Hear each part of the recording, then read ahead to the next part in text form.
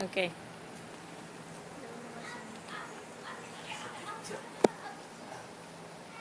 As a small child, I really enjoyed watching Discovery Channel and as well as the Animal Planet because of all the animal exploration shows they had. But I particularly remember liking the little lion cubs. And I used to think when I was a little kid, I used to think that it'd be so much fun to have one. But that was all like a child mentality because I didn't realize that someday the little lion cub would turn into a 500-pound cat and that their head would be twice as big as mine. And yet there are some adults right now that still don't realize that these animals belong in the wild, and so they go out of their way to obtain them. Currently, the possession of exotic animals is regulated by the local government, and among the counties that do allow possession of exotic animals is Harris County.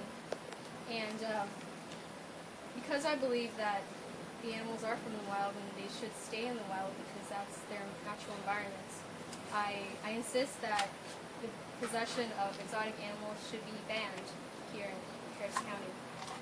I'm sure many of you have heard of several cases where some lion escaped from some person's house, or maybe a monkey got out of its cage and started biting people on the street and going crazy. And you should know that among these most common animals that do get out of their cages or get out of their house accidentally are monkeys, non-domesticated felines such as lions, cats, tigers, or panthers, and reptiles such as snakes and crocodiles. This is all according to Born Free USA. About 3% of U.S. households possess 7.3 million pet reptiles and have the potential to inflict serious injury through a bite or constriction. And this is mainly for reptiles such as deadly snakes that some people want to have and own.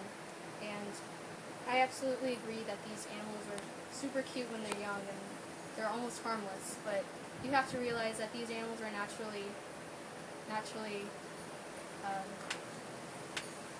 dangerous, and that they do grow up.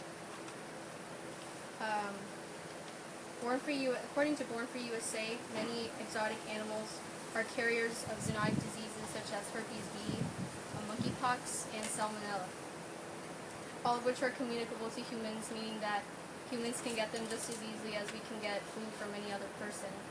And herpes B, the Ebola virus, and monkeypox can be contracted just by being around an infected primate.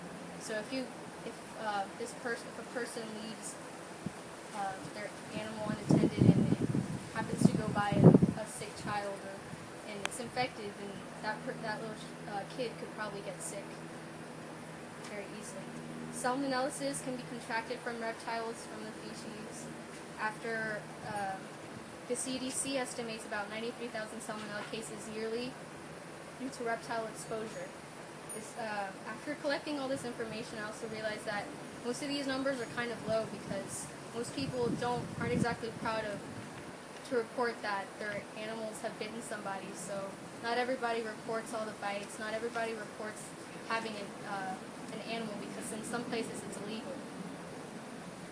This also made me think that these animals aren't supposed to be domesticated. There's a reason why they're wild and they're not in everybody's homes, and they're not as popular as dogs because they're supposed to be in the wild.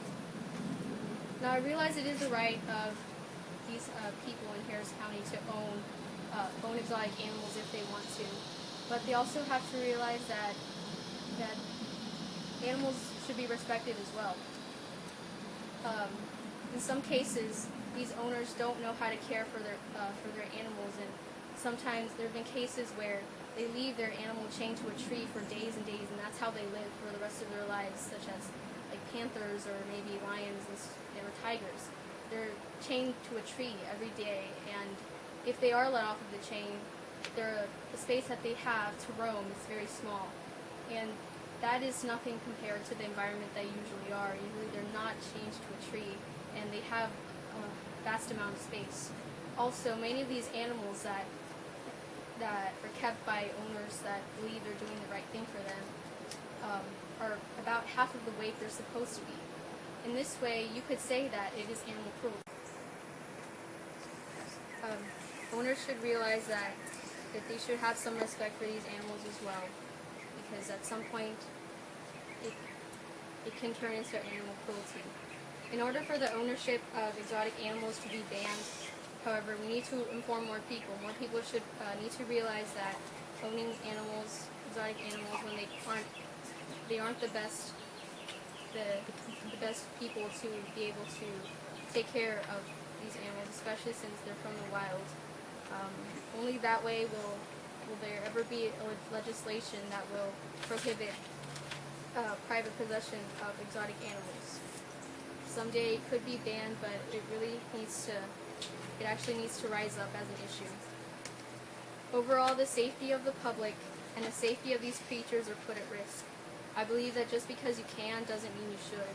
And as Terry, just like to end with the quote that Terry Madiv, he's a mountain ranger from Penn Creek, Pennsylvania, he says, "We try to make pets out of something that are never going to be pets." Any questions? Do some people get these animals illegally? Yes, they try to. Most people actually get them illegally through the internet, and that's why a lot of people don't. People try to make statistics out of this.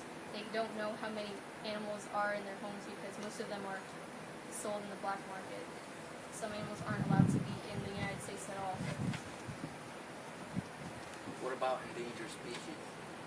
Okay, well, some owners believe that they're doing the best for these animals by taking care of them, and that they're better off in their homes than in the wild because there are endangered species out there. But that's not necessarily true because most owners aren't specialists on the needs of the exotic animals.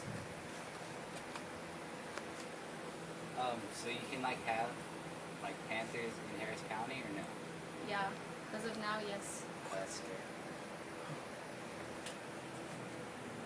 Do any states prohibit possession of exotic animals overall? Yeah, Alaska, Georgia, Hawaii, Colorado. Those are just some states that ban it completely. No.